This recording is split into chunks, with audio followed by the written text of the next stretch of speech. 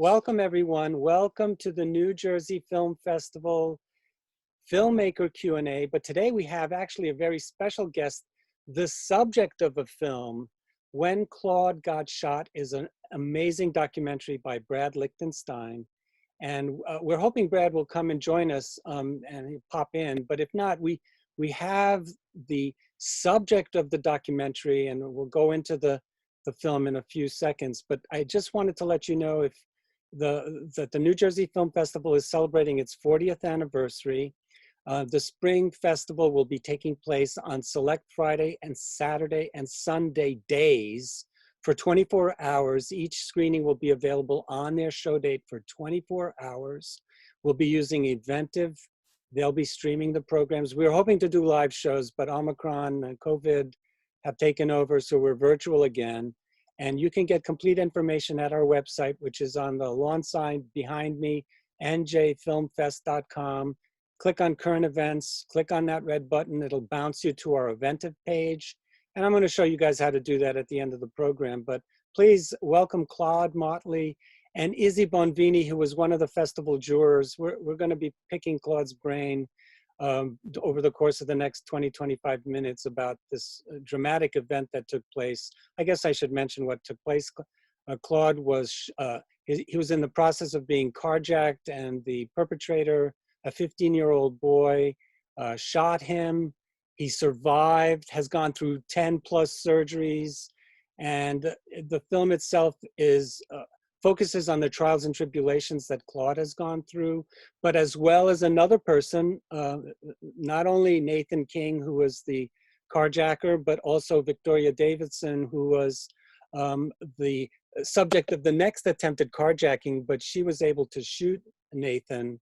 And anyway, so the drama behind this very incredible event is documented in When Claude Got Shot, a wonderful documentary that Brad Lichtenstein has made. Now, Claude, tell us where you are in this process. I mean, it was 5 years in the making, this film. I guess my main question is, how did Brad get involved in this film? Was it right from the get-go? Or like, how did you meet Brad and how did he get involved in making this film? Well, Brad and I have been friends for several years, almost going on 17, 18 years now. Wow. Our kids actually were in the same daycare together. And so how we met were, as families do, on those little small chairs, eating, cookies and things like that. And, and we hit it off at the meeting, and our kids became great friends. They're friends to this day. We're just like family. My son was actually staying with Brad when we were there, when I actually got shot. My wife was actually having a documentary done at the same exact time, finishing her documentary, and for the things that she's done professionally, and that's when I got shot. So right in the beginning of this whole thing, they actually shot the part that were in which we were doing the photo lineups and things like that. And that's when we had the idea that, let's go deeper into the subject matter. It's such a prevailing subject matter in Milwaukee, unfortunately. And we said, let's see where this goes. And 5 years later, we came to the end of the journey, but it was a long journey. It was a hard journey to go through, and and very revealing to not just the shooting, but how many families and how many people are affected by just one shot. And this happens thousands of times. Yeah. I mean, I guess I should mention that you actually were going to a reunion from, I guess, the high school that you went to, and you were dropping off a friend, and that's when you got shot, when the attempted carjacking took place. And I was just dropping them off, and you know how you kind of stay and linger, just make sure the person gets in. I'm saying hi to friends and things like that, and I just became, I just became a victim of the situation. Yeah, at the wrong place at the wrong time. I wonder if were they scoping out the area, or I guess we really don't know, right? I mean, how Well, they end up you? Yeah, the funny thing about the whole situation, like you said, you would never know. These kids were, the thing about it is many roving gangs going around. Actually, they have a little thing about called the Kia Boys in Milwaukee. These kids are victimizing, kids people all over the city of a carjacking. So they were just doing a random run around carjacking. And Nathan actually lived where I was at and got shot. He lived about 2 blocks away from where I got shot. So it was, I just was in the wrong place at the wrong time, like you said, and they were just going out to do their nightly activities, i.e., what happened to Victoria, soon after. Izzy, go right ahead. You jump in because you've seen this film a couple of times as well. Mm-hmm. So you were saying that this film was 5 years in the making, and very early on, in the documentary, it mentions that there's footage from like as soon as a week after the shooting. Mm-hmm. So I'm just wondering, like, how did documenting pretty much every single step of your recovery and legal process impact your like emotional healing process? Did it make it easier to have people there with you? Once again, I think of Brad as my family. We're really close. I stay with him. And so that was reassuring. So when the camera was there, it was just part of who he is, also as a filmmaker and things like that. The process. I almost feel fortunate because I was able to live this out and walk through. I grew a lot through the process. Obviously, just like any other things that happen to you, you start going through steps of grievance and anger and frustration and things like that. And so as I was going through this process, I was able to actually, think about every step I was making, think about the consequences, and I didn't have to give in to anything in particular. And it allowed me to understand that, I'm going to be okay. After I got to the point where I felt like, things were going to be, what did this really mean? What is this, and I guess everybody, goes to the question, why am I here? Why did I survive this, Mm-hmm. And, I realized that there's more to it than just my experience. It's an experience that, like I said, 1,000 people do not get a chance, an opportunity to actually get, to express. And so I was able to go through this and show people every aspect of getting shot. How it affects your mother and your immediate family, your wife and your children. But not only that, how it feels to the people that actually are the parents of Nathan. They were hurt. They were devastated by the situation. Victoria, her family and the situation that they went through. It is devastating. And, and we all just look at the perpetrators a lot of times. And even in the film, I've had to fight to get my voice heard because the victim sometimes just gets drowned out in all the bad clips and the small clips that you just see. And you're like, oh, you just shake your head and I hope things are right, prayers up and things like that. But it's more to that, and it's devastating. Yeah, absolutely. Was it difficult having the camera around all the time? I mean, there is the spat that you have with Kim towards the end of the film. Was it difficult having them around, shooting you all the time? Or was that something that you kind of just, closed them off and just kind of did what you have to do every day when they were around? Or was it something that you never really felt comfortable with?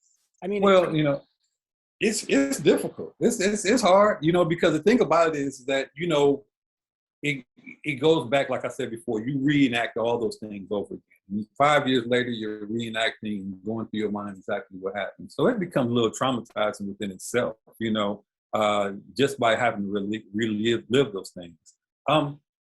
But also, like I said before, Brad and Colin and everybody that shot with them, Santana, everyone, they became so close to me and involved in my whole life. So it was almost just like having family around again. So it really, I was able to be myself and relax and things like that. But I will say, luckily we have Brad with us. Yeah, sorry about that. I got the time wrong. No problem. No worries. We already said, well, hopefully Brad will jump in. And I was just asking Claude if it was difficult having you guys around, over the course of 5 years and, shooting this documentary. And I mean, the fact that you guys knew each other, he mentioned that to us as well, must have made it a little bit easier for both of you to interact during such difficult times, especially for Claude's family and the other two families that you document. I mean, as a filmmaker, was it challenging for you to stay with a project for so long, or was it easier because you knew Claude and you were friends with him? Well, from a filmmaking perspective, I mean, it was easy because Claude and I talk anyway and are in touch all the time.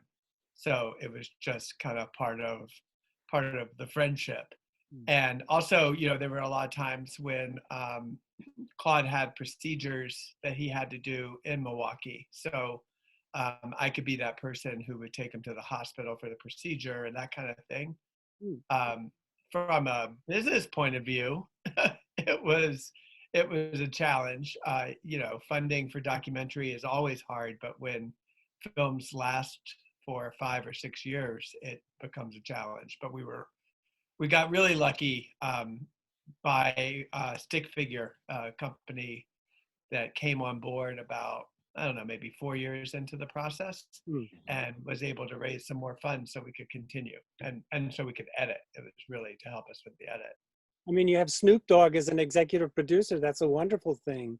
And Vernon Reid does the music. I mean, I love Living Color. I mean, they were just an awesome band. So you have a really great lineup. And, I was an ITVS juror many years when Sally Joe was part of the program. So I have a connection to ITVS.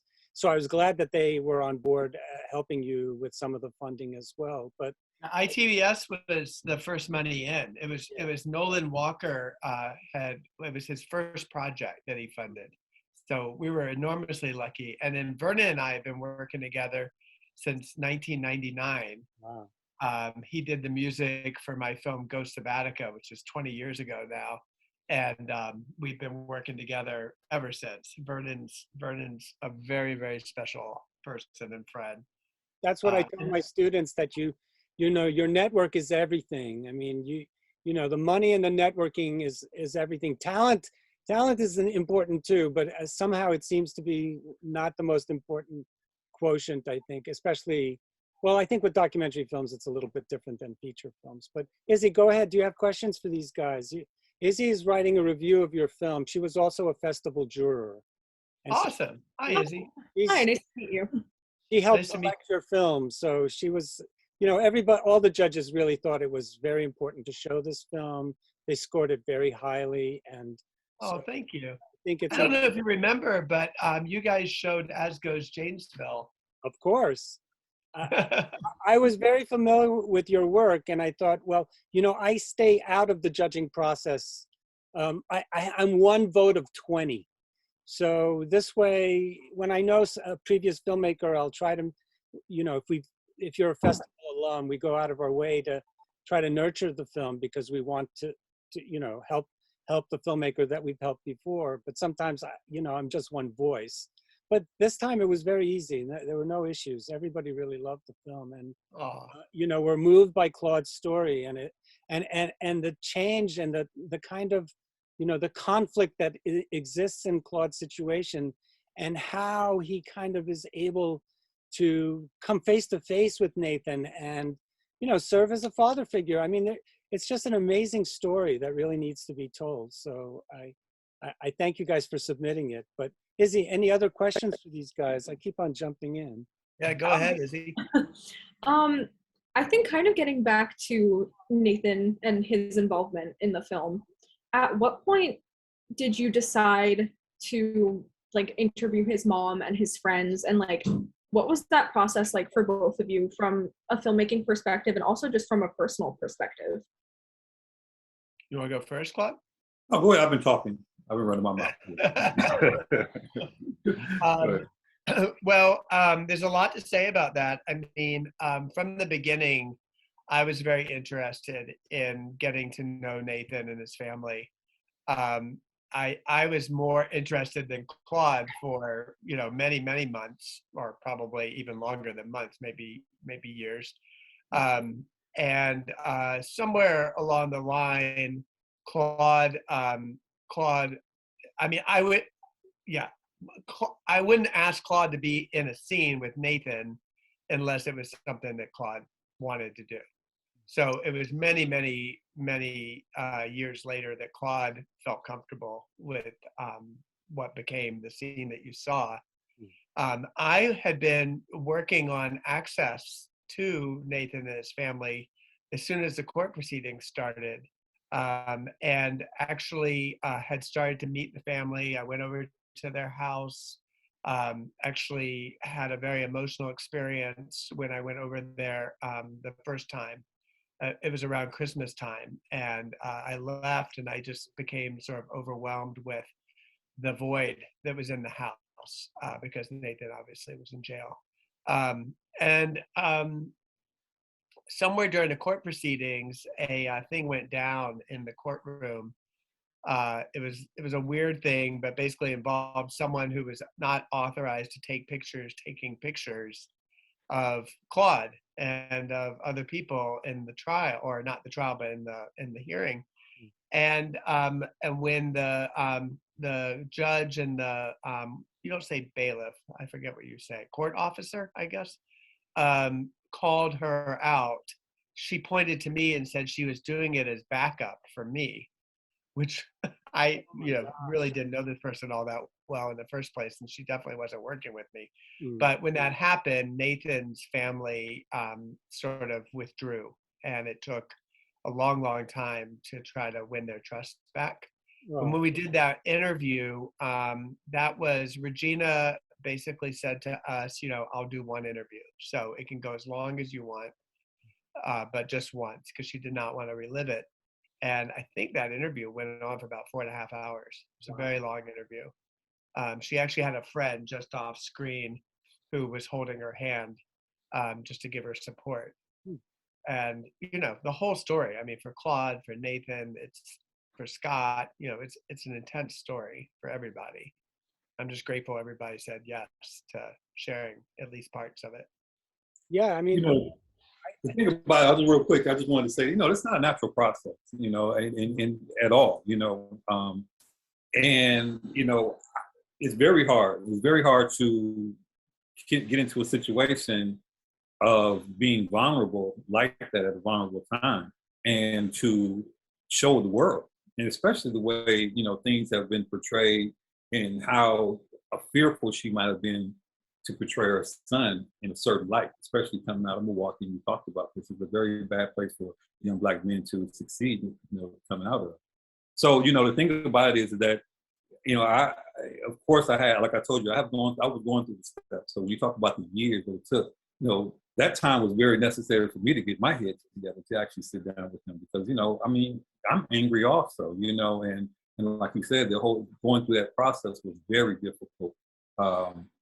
Not only with the conflict or the anger that I had toward him, but the conflict I had to understand what's going to happen to him, where this person is going, and trying to fight those two things that are very central to who I am as a person. I think the film there's that nodal point where you switch. You're thinking about it. You're talking to Kim, and Brad captures that conversation where you're starting to put yourself in his shoes. Yeah. I wonder how early in the process did that start for you? I mean, the film. Go ahead. I'm sorry. The film makes it seem like it's not right away. I mean, I think that there's anger, but then there's a point where you switch and you start to feel bad for Nathan. I mean, was that something that was early on, or did it take a long time for it to start to feel that? Well, the thing about it, it's seeds. It's little seeds that get planted, that grow. It's nothing that happens like right away. Right. It does. When you get that light, it does come at you. But the anger around me was sometimes even more angry than I was actually in the situation. Then you start to feeling, hey, listen, this is, your whole surrounding is about this anger and this frustration. And sometimes you're like, and people, the way they, and when you're in conversations about it, you're talking about it, and you see the frustration of everybody that's in this situation. Because like I was saying earlier, this is environmental,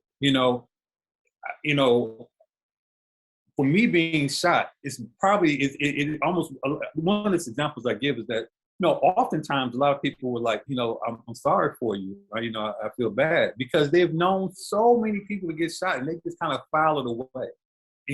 There is no real, there's real no connection. They're just angry about being in this situation. And so that's when it started to really click into me that once I realized that I was going to be okay, my safety was okay, and things like that, I realized that this is a bigger picture, that, there's a lot of people suffering from this type of situation. So that's when it started clicking. Like, at one point in time, we had to start reaching back and start helping these kids and start changing the environment that we live in, instead of just thinking about ourselves as being angry individuals because we just contribute to that environment. Yeah.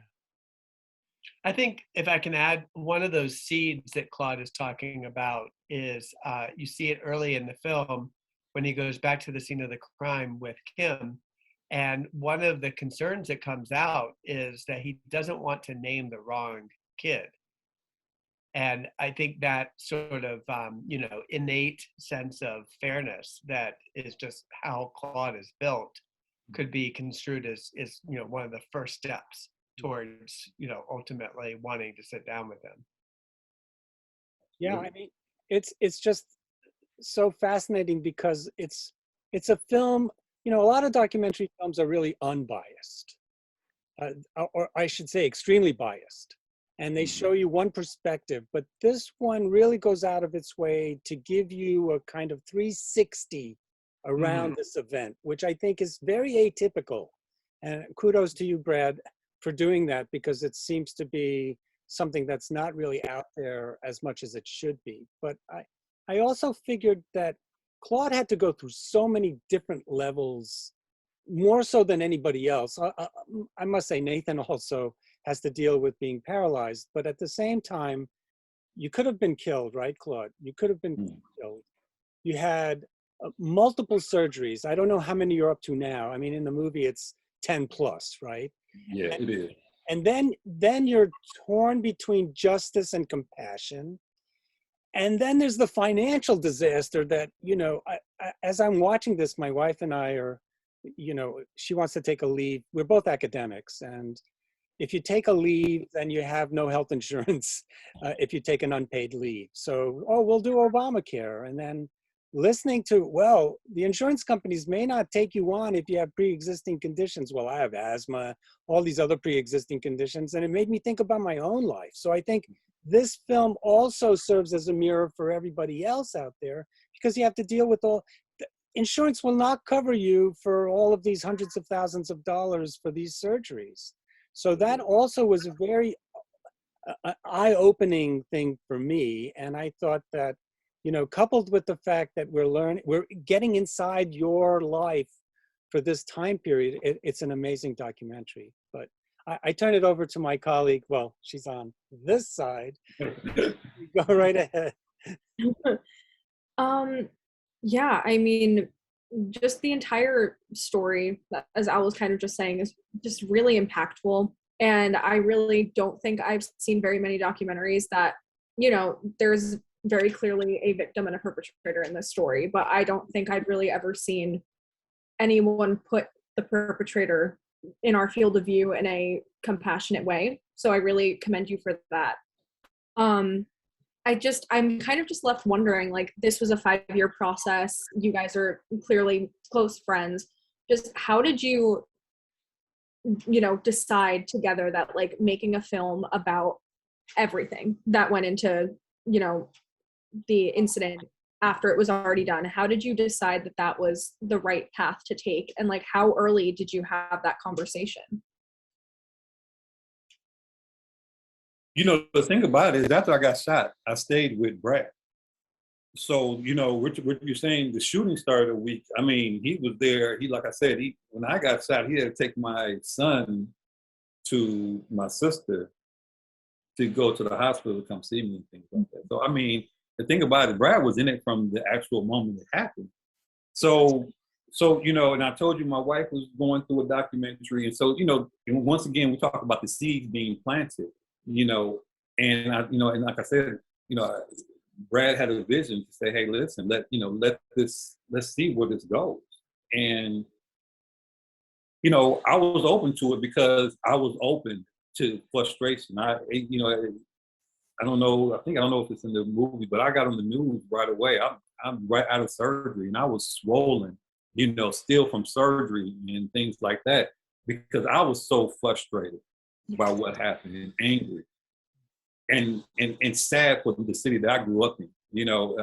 This is where in these areas, I rode my bikes through. I was a child and things like that, and for something like that to happen, and I'm not trying to say to me, but obviously I'm the one shot. I'm like, to me, this happened to me. So, Brad was like, let's do this. Let's see where this goes, and let's go ahead and talk about this and get this out. So I was, like I said, I'm thankful.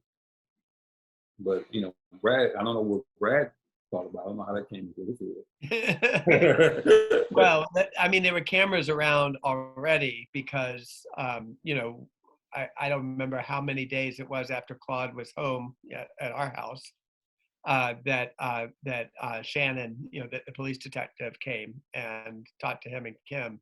But that happened, in our living room, and probably, these things blur after a while, but it probably was somewhere right around that time, and Kim was part of that conversation too. Absolutely. And we felt like, collectively, we felt like there was a story here that people should hear, should see. And like I mentioned before, I think, involving Nathan was something that when Claude says a vision, that might be too highfalutin, but, I did always feel like this kind of 360 look would be the way to do it. And partially that was because our company was doing a podcast about gun violence called Precious Lives the 2 years leading up, or about a year already we were into it. So that notion that gun violence, is something you can look at from a public health perspective, and that even the perpetrator can be thought about as a victim, and that there's a bigger story to tell. And the health commissioner here used to always say that if you saw dead babies floating down the stream and you were picking them up and trying to revive them, you wouldn't just do that forever. You would try to figure out what's going on upstream that's the cause. And so, here was an opportunity to really take a very inside look at what might be that cause, especially through someone who's as compassionate and curious as Claude is. I don't think everybody would be as interested in those bigger questions, but Claude is. So you have this movie. So to answer your question, look for the date where all the stars lined up, and I think that will be the date that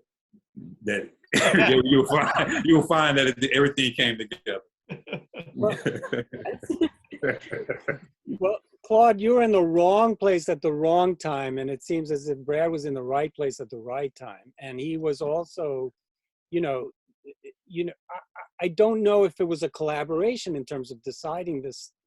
Kim obviously was involved too. She's into documentary movie making. So like you said, the stars aligned to make this project happen. And we're better for it. I really think so. I also wanted to give a shout out, not only to Vernon Reid for the music, but Michelle Chang does an excellent job weaving everything together. Her editing style is excellent. And also Colin Sisma. I don't know if I'm pronouncing his name. But Seitzma. Say it again? Seitzma. He does a great job too, but there's obviously a whole mess of other camera people working. In fact, when you're shooting these scenes, how many cameras are there in some of these sequences? It's just one. Yeah. We shot, it was different things. So Colin shot a lot at the beginning. And Colin actually had been with me for years. He, on As Goes Janesville, he did sound and he was a PA. He did some sound and he was a PA. I shot a lot of it because we were just sort of in, intimate spaces, or unplanned shoots, and it was just impossible to try to, line up a crew. Yeah. In the courtroom, for whatever reason, the way it turned out is the judge ruled that he would allow us to shoot, but he also said it could only be one person, and it was me. Right. Part of it is Milwaukee's a small town, and I knew the judge. Claude knows the judge too, because our kids all were at the same daycare when they were little. And then Keith Walker shot a lot of scenes also. Keith is an amazing cinematographer. He's worked a lot with Cartemquin. That's how I met him. He shoots for Oprah. So yeah, we had an array. And just to say, Michelle Chang is amazing. She has a photographic memory. So, because this film went so long, A lot of footage. well, it's a lot of footage, and then I was often in the middle of producing something else. And so Michelle would have long periods where, she was working on the film, and then she would show me something. And of course I would have these notes, and she'd say, oh, well, I did that on May 18th, and you didn't like it that way or whatever. So she sort of had all this in her head all the time, but she's amazing. I met her through another great filmmaker named Angela Tucker, who's in New Orleans and doing fiction now, but she was doing documentary at the time, and Michelle had edited for her. It's important to get the right pieces to make all of these things work. And I think you got the right people, the right subject, and it's just an amazing film. One more question for you, Izzy, and then, or is it this way or this way? Go for it. She's there for me. Yeah, wow. I'm thinking about all of the pieces that went into this, and going back, I know we mentioned this like very briefly earlier, but there was like that very like emotionally charged scene between Claude and Kim, just kind of like discussing the financial aspect of everything. Were there, like, first of all, I guess, Brad, for you as a filmmaker, like, and a friend, was that awkward to have to film and edit? And also just like, were there other situations like that where I don't know, you had to make the call where you filmed something super personal and then just didn't want to include it because it was too much? Like, did you ever run into an issue where you felt like you were crossing a line in terms of your relationship? So funny. I think about this stuff all the time. And, there's been, I think, recently a wave in documentary, where we're changing language around. For instance, there's a large group of filmmakers who don't want to say subjects anymore. They want to say participants. Claude and I did talk a lot about the film as we were making it, to some degree. But to some degree, Claude would say, look, I already said we're doing the film, you make the film. So there were other times when, he backed away from involvement. I just tried to make that invitation, there. And it's funny to contrast it where I just turned in a film for Frontline, which operates according to a different set of standards, much more dictated by journalism, in which no way would you, talk to your subject / participant about how you're editing scenes. Mm-hmm. But to talk about like that scene, it's a dual thing. I mean, on the one hand, I definitely felt awkward when that was happening to some degree. I also know these guys, like they know us, and we're married couples, and married couples fight, and we're grown-ups. We know that.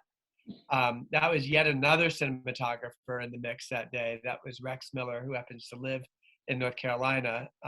So it was convenient to hire him for that day. I think he probably felt more awkward than anybody.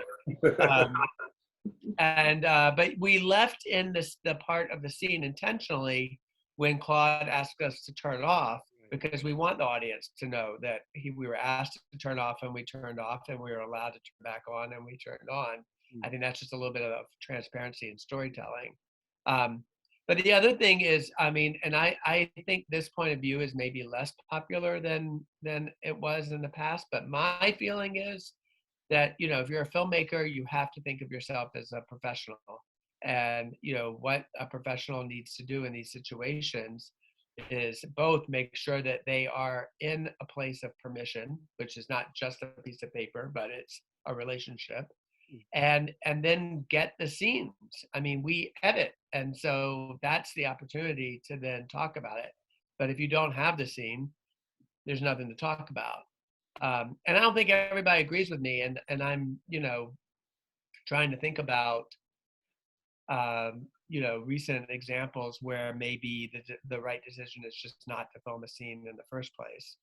I think it was necessary because Yeah, a lot of the film is you want to make sure that it is real, and that made it more real for me. I think I just realized an example, if I can share. So, you know, I think the standard for me anyway is it potentially an essential part of the story?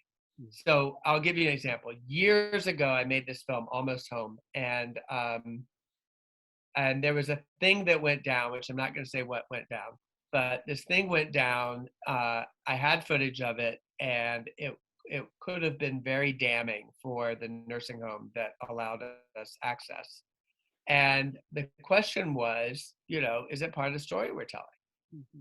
And the answer in that case was no, not at all. So I didn't pursue it any further, and I did not even show my editor the footage. I didn't consider it in the film. And, you know, and I have a friend, Rachel Dworkin. She made films a long time ago. I don't think she's making films anymore. But she made this film about a foster family that kept getting split up and brought back together over the course. I think that film took her like 11 years to make. And she actually would bring her subjects back together / participants to re-sign releases periodically, so that there would be like this physical document to have a conversation about and to discuss whether they still wanted to be in the movie. So yeah, it's complicated. This reminds me of Michael Apted's film, the Up series, where people pull out and, you know, they hit age 52 or whatever it was, and they didn't want to. It has to be a multiple of 7. Yeah. That's right. Very true. Yeah. Anyway, So 54. Yeah, 54. You're right. That's why I'm a film studies professor and not a mathematician. Well, gosh, let me show you guys. Let me share screen so I can show you guys how to buy tickets, because we just about run out of time. Okay. Hold on one second. Let me just share screen, and then we want to go. Where are we going to go? Here, and then we're going to go there. Hopefully that's right. And hopefully you guys can see this page, which says NewJerseyFilmFest.com. Everybody can see that? Okay, so this is our homepage, and normally everything would be here. But because of COVID, we're no longer using this as our primary site. I mean, there's a current events button you push, and then to buy tickets, you click on this button, which sends you to our Eventive page, because we're using them as our streaming provider. And, you know, we've had no technical issues at all, and we've used them now for the New Jersey Film Festival is biannual. We have a fall and a spring, and we have an international film festival in the summer. So we've used them now. This will be the 6th time since COVID broke, because we never did it this way. Everything was always live. And we were hoping to do some live screenings this go round, but the university, who is our sponsor and our benefactor, and the main space is located there, said no in-person events. Although it's funny because the basketball team is still playing. So I don't know, and audience members can go to that. So I feel a little bit nipped. But at the same time, we know where the revenue is. Not to bite the hand that feeds us, but I'm glad the basketball team is playing and I can get to watch their games. But I really wish we could have been live too. So if you want to buy tickets for this amazing film, you just click on the photo and it'll come up where you hit pre-order now, and it'll bounce you where you can purchase a ticket, which is $15. It's more than we normally would charge, but we've suffered greatly because of COVID. We're passing the cost on to our patrons to help us stay afloat, because we really do see ourselves also as a community service, providing windows into worlds that are really crucial to see. I mean, our festival is a humanist festival, and we really want to champion the good in man as much as possible. And Claude, you're an amazing guy, and you're a model for so many people. And I think that's why this film is so great. And Brad, thank you so much for sharing it. So that's how you could order tickets. If you want to get an overview of the festival, you can click on schedule and scroll down. Pictures will pop up over each one of the movies as they, I wanted big pictures and big type for people that don't want to look at stuff that's small on the screen. But here's another way to get more information about this film. And there's other ways, other places to explore on the site. I'll stop sharing screen. But again, if you missed it, just go to njfilmfest.com and click on current events, and then click another button and you're at our homepage. I want to thank everybody for participating today. Brad, I'm so grateful that you were able to join us, as well as it was a pleasure meeting you, Claude. You're an amazing guy.